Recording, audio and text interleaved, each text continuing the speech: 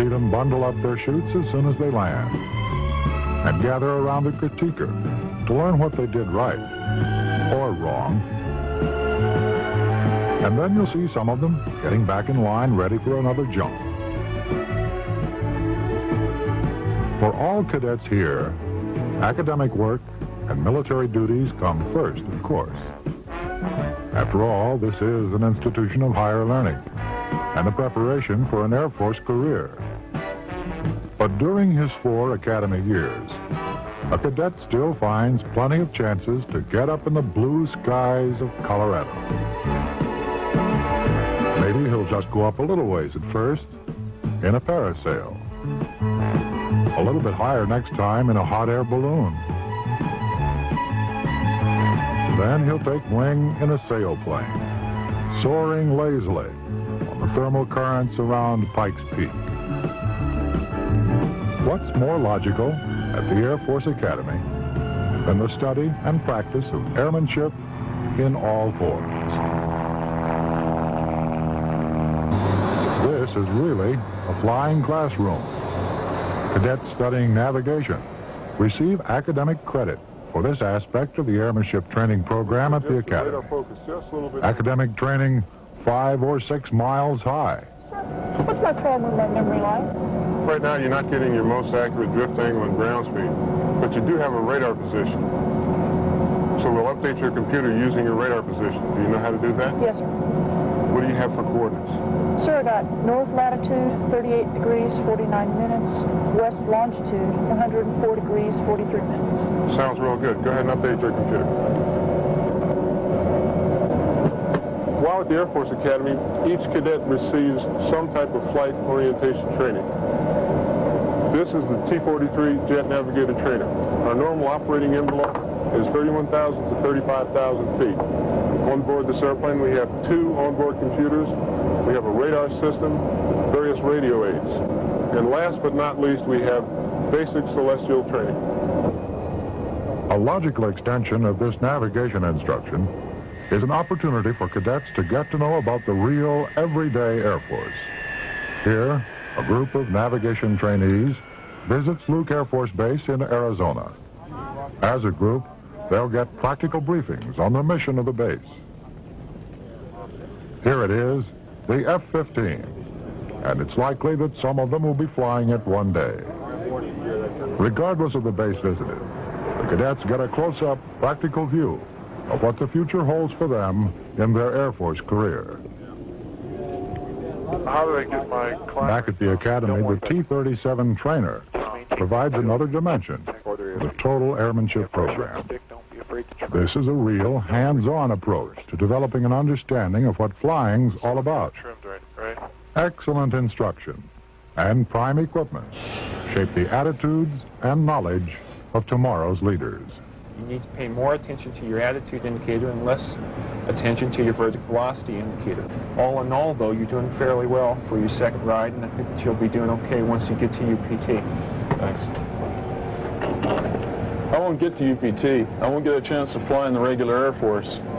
Even though flying's not the only thing to come to the Academy for, it's still the most important thing in the Air Force itself. So training like this in the aviation programs here at the Academy gives guys like me who go into support fields a better appreciation of what goes on in the cockpit. But you will get up in the air, and it's a real kick in the you-know-what. Parasailing. This is usually a duly summer experience. It's a real thrill, although a very short ride.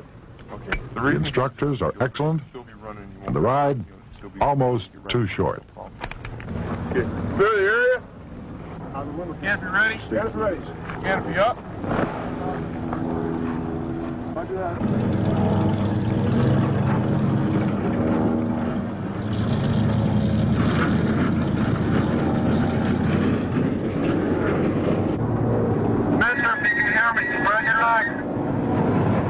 Okay, put your legs together. Enjoy your ride. Take a look around. About 100 feet in the air. A duly's eye view of Parasailville. Okay, I want you to assume the proper PLS position. Put your feet and knees together. Keep your eyes on the rod. Elbows in. Keep your eyes on the rod.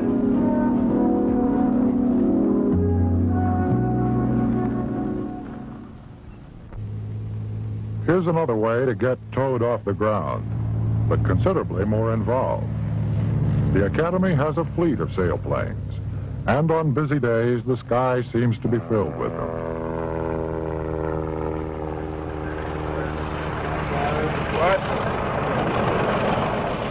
With 3 tow planes working, one of these beauties can be launched every 3 minutes. There are competitive sailplane meets to stimulate those who wish to continue with sailplaning. And if the cadet wants to pursue the sport even further, he can gain a private, commercial, or instructor pilot license. In fact, all the instructors here are cadets who've voluntarily gone the full course and obtained their FAA certification. Belts on hands, canopy secure, ready for hookup. You're ready for hookup. Open. Let's eavesdrop on the cadet instructor on this flight as he works with a cadet on one of his very early flights in summer training. We wiggle our rudder pedals, and he'll wiggle his, and then we'll take off down the runway.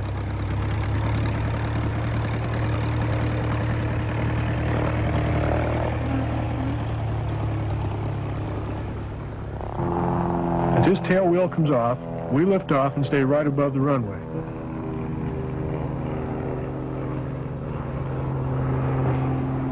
Ready for him to climb out, and when he does, we follow him up. Now we'll climb up and stay right behind him. Okay, it's time to release. Check low and left, high and right, okay? Okay, we're clear. Start a climbing turn to the right. Tow plane makes a diving turn to the left so no one gets tangled up. Make sure that you're clearing at all times. Keep your head moving around, that's it.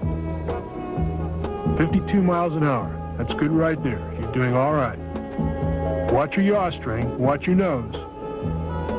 Oh, it's great. It's great. It's like nothing I've ever done before. You don't have an engine and you're flying like a bird, I guess. All you can hear is just the rushing air over the wings. That's really a neat thing to think about, you know, you're flying like a bird.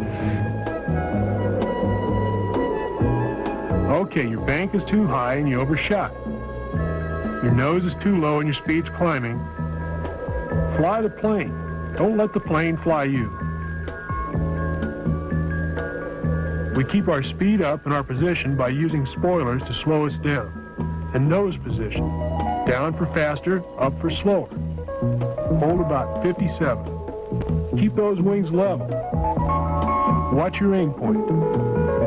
About 10 feet above ground, you level out and start bleeding off airspeed. Just about there. Nice. Slow, touchdown easy. Keep your nose up and back pressure. Then apply the brake.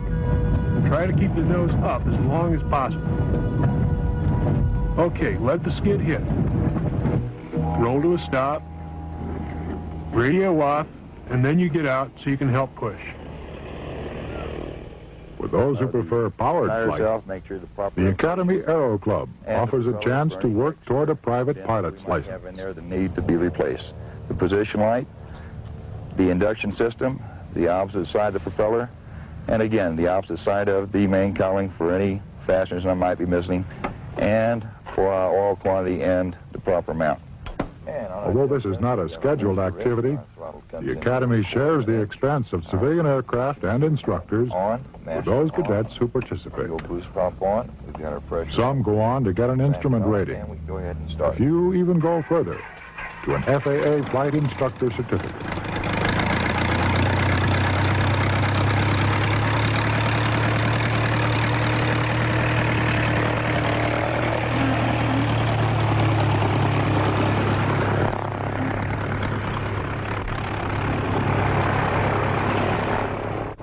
The Hot Air Balloon Club is another flying experience available to cadets.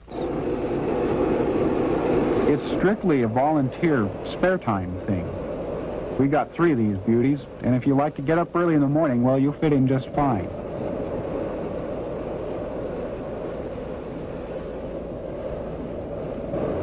We work early because you can't have very much wind to launch, so just after dawn is the best time.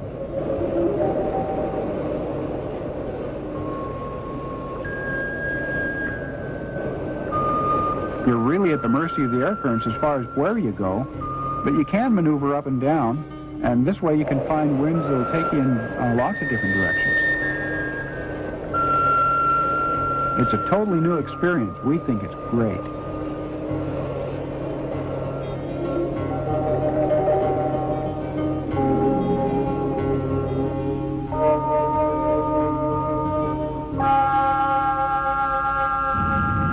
One of the programs that enjoys a great number of participants is parachuting.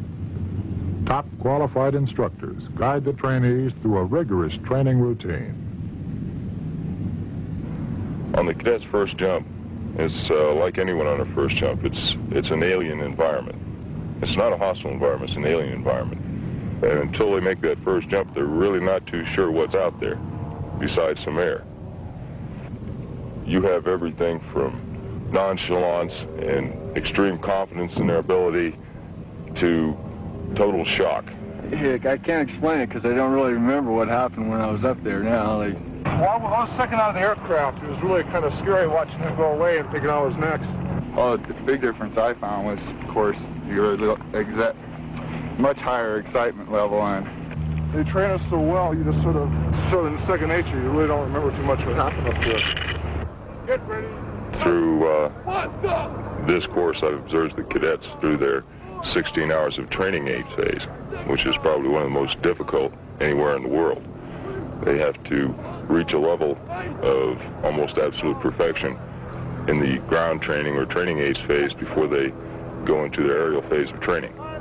Last year, we started having women into the academy. The summer is the first time that they've had the opportunity to get into the parachuting course. The one we have this period, we have 3 of them this summer, one each period, and she's doing extremely well. It's just one of the things that the Air Force has to offer. There's a lot of things that it does offer, and while I'm here, I'd like to try everything I can. The most common thing for most people is they get a little apprehensive and they dive down off the tower. Okay, they look at the ground. Oh my God, they go down. All you want to do is rotate out, get your head back as far as you can. Look up at Pikes Peak up there, okay? Get ready, go! 1,000, 2,000, 3,000, 4,000, 5,000, 6,000, 8,000, 8,000, 3,000, 12,000, 8,000, 6,000. Looks good. The jerk is pretty much the same. It's I probably don't even notice it, thinking about other things once you come down. First jump, right? Yeah. Okay. How many jumps take you to clear up the tower? 4. 4? All right, that's not too bad. You'll be all right. Just like jumping off the tower, all you got to do is remember, get a good vigorous exit and hit that arch as soon as you can, okay?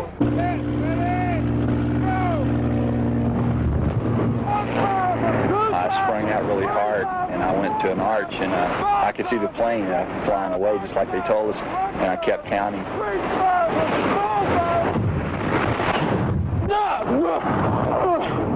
Oh, wow. That parachute's the most beautiful thing I've ever seen in my life. Wow. Boy, that was neat. Come on now. There are the red lines. See if this thing will turn. Yeah. Hey, that works just like I said it would. Training aids helped a whole lot. It didn't seem like anything was that surprising because it was just like they told us. It's just like we had practiced, opening the whole thing. Oh, come on. It's fantastic. I sure hope this is soft. Here it comes. Oh, get your feet these together. Those who really dig parachuting can pursue the advanced form of parachuting called skydiving. In fact, the Air Force Academy parachute team has been consistently first in intercollegiate competition over the past decade. These advanced students also work as jump masters in the training of beginning parachutists.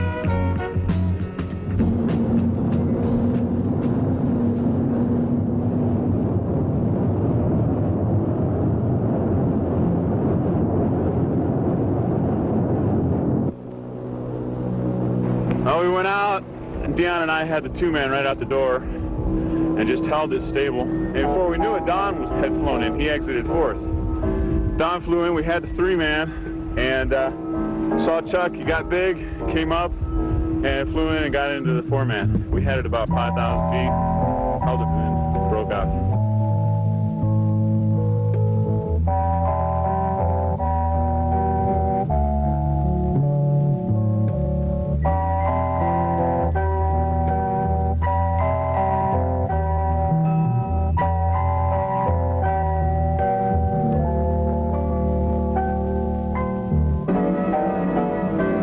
The most intense of all the airmanship programs, pilot indoctrination.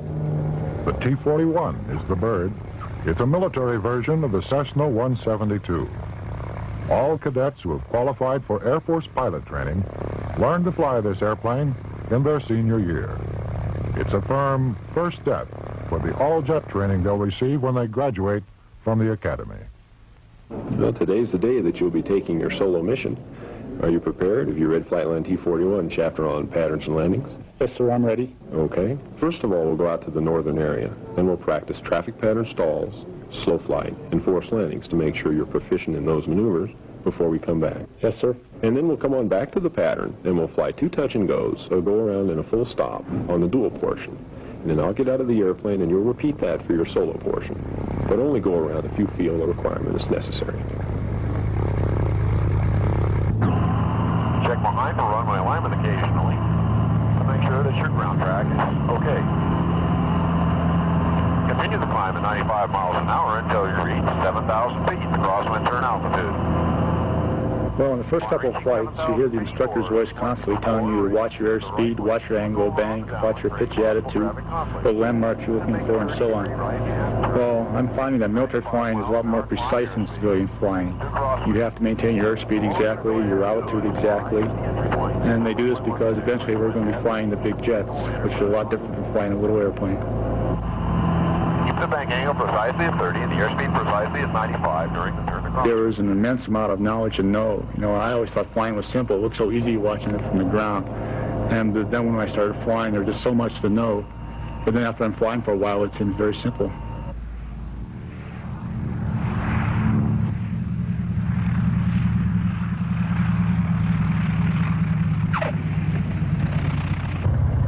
This is the big moment for the student pilot. The stomach does flip-flops when your instructor pilot tells you to stop and let him out. The bravado of a thumbs-up signal means, I can handle it, sir. You've seen cars on the street with the sign, driver training? Well, here at the Academy, when the left wing landing light is on, that means it's the pilot's first solo.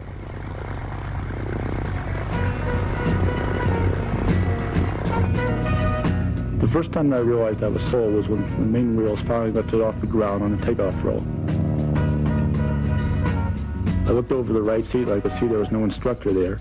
But by this time, I knew I didn't need him. I had enough training, and I knew what I was doing. And I was concentrating on having a good time. And I couldn't believe how much fun it was being up there all by myself, finally.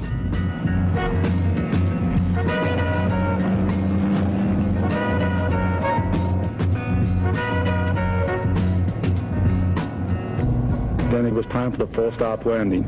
Again, I tried to do everything right, and everything was on fine, airspeed and altitude. I knew my instructor was sitting out in mobile watching me, and I wanted to make a good landing because he had put so much effort into training me. I rolled from base to final and lined up on runway, and I watched my airspeed.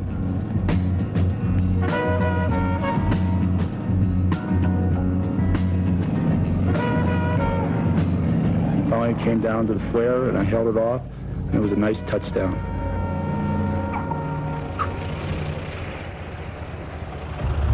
Hey, that's pretty good. Is that your student? Sure is. He's not doing too bad. I had finally sold. I had sold my first Air Force airplane. It was just a fantastic feeling. I just can't describe it. I just want to go up for some more. The Academy Airmanship Program is, on balance, a program for everyone.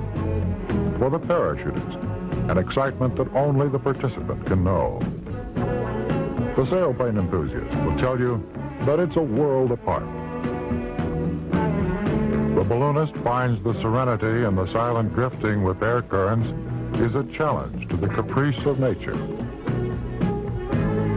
The demands of the navigation experience, the informality of the Aero Club, the excitement of that first parasail ride, and the practical demands of T-41 instruction blend into a program designed to make the Air Force Academy cadet ready for the challenge of the future.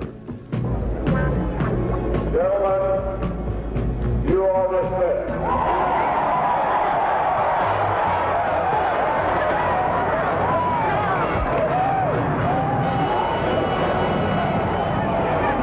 Air Force Academy Airmanship Training, a program that puts Falcons on the wing.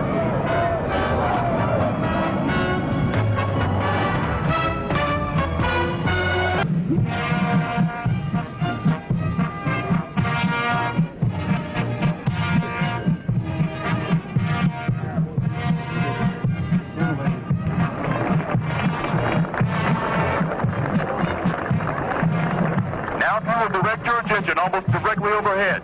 For the first time in the graduation demonstration, a mass exit of 8 jumpers. First set of 4 jumpers have opened. And there's the second set of 4 jumpers. By now you've probably noticed that we're not flying the irregular round canopies which you might have come to associate with parachuting. Today we're flying square canopies, parachutes which are shaped like and operate on the same principle as an aircraft wing.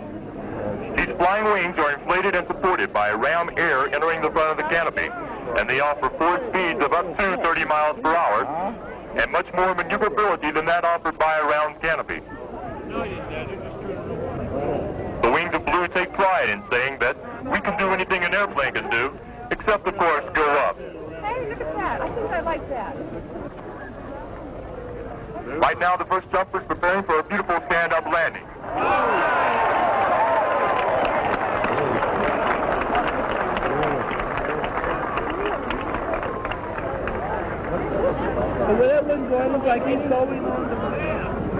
Because of the nature of the sport, freefall parachuting offers the perfect environment in which to learn responsibility and the techniques of leadership which will be needed in our careers as Air Force